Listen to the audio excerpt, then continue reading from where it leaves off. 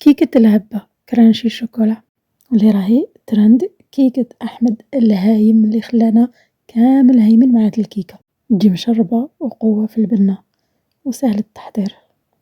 المقادير مضبوطة تصيبوها في صندوق الوصف، والطريقة كما راكم تشاهدوا معايا في الفيديو. نخلطوا جميع المكونات مع بعض اللي هما الحليب، السكر، البيض، الزيت وشوية تاع الماء سخون والنوع الشيف تاعنا، ونخلطوهم مليح حتى يتجانسوا جميع المكونات ديالنا. يكون عندنا المول تاعنا مدهون بشوية تاع الزيت ولا زبدة.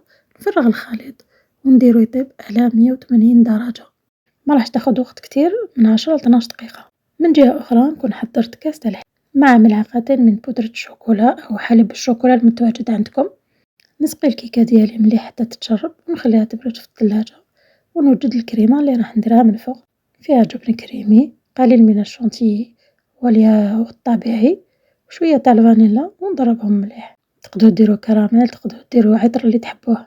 نفرغ الخليط تاعي فوق الكيكة تاعي ونسوي السطح ديالو مليح، نخليه يبرد ونغطيه بالكناش أو شوكولا. نسوي هاديك الكناش من الفوق مليح ونديروه في الثلاجة مرة واحدة أخرى يزيد يشد روحو، ونوجدو الطبقة المقرمشة اللي هي الأساس في البنة تاع الديسير.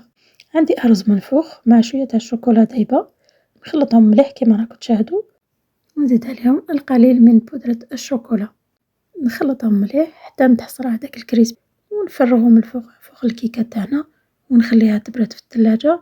ومن بعد بصحتكم.